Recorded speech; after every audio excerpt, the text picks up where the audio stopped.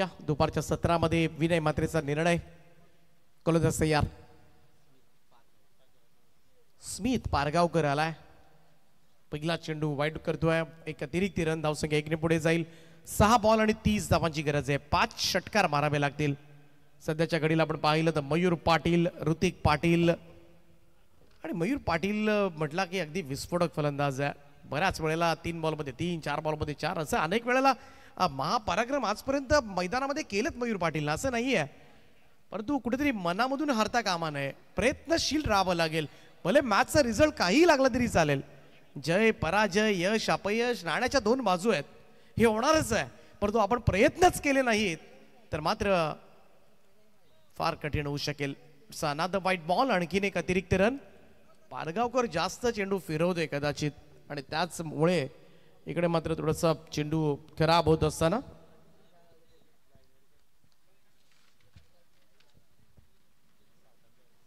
Shot of length होता. कुटप्प्याचा ball अडवा पॅट non साइडला वळवले.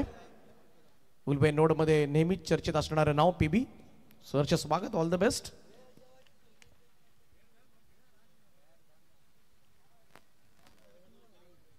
कठीण झालाय. 5 चेंडू आणि आता मात्र गरज आहे 28 धावांची. सगळे षटकार ठोकावे लागतील किंवा 4 षटकार 1 चौकार. अजूनही समीकरण जोडता येण्यासारखी होती परंतु या निर्धाव चेंडू नंतर आता मात्र संपूर्णपणे पाहायला गेलं तर सामना एकतर्फी होईल.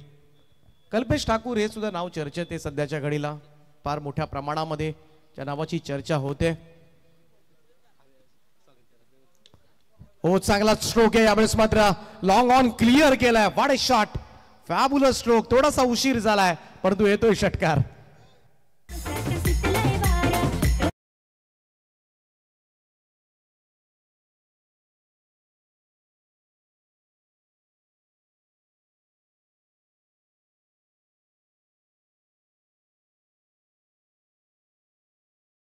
मोरावे गावचा खेळाडू सध्याच्या घडीला स्ट्रगल करतोय परंतु इथून जिंकवता येणं त्याच्या हातामध्ये नसलं तरी सुद्धा आपल्यामध्ये असलेली गुणवत्ता, फलंदाजी मधली क्षमता ऋतिक पाटील मैदानामध्ये दाखवतोय.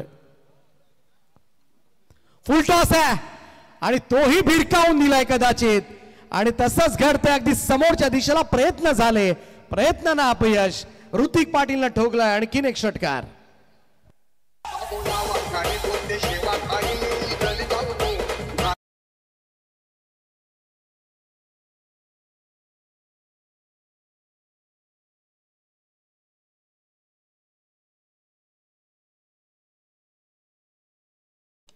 हो चांगला ड्राईव्ह आहे. यावेळेस मात्र ऑफ ड्राईव्ह केलंय. मिड ऑफच्या वरतून बॉल काढलाय.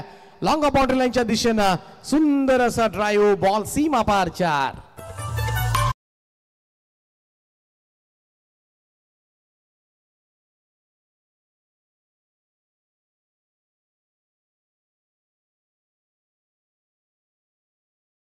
फलंदाज सुंदर ड्राईव्ह आहे. What a shot. Fabulous stroke. काय दर्जेदार फटका आणि या इनिंग मधला तो टॉप स्कोरर झालाय. 7व्या क्रमांकाच्या फलंदाजाने येऊन शेवटला तब्बल 26 धावा ठोकल्यात आणि स्मिथ पारगावकरचा चांगलाच घामटा निघाला होता. पहा थोड्याशा फरकानं मात्र हा सामना गमवावा लागला. हार्ड लक मनोज नाईक. परंतु ऋतिक पाटील मात्र स्टार गबसलाय. या खेळाडूंना मात्र मन जिंकले क्रीडा रसिकांची आणि हेच करत आले ही स्पर्धा.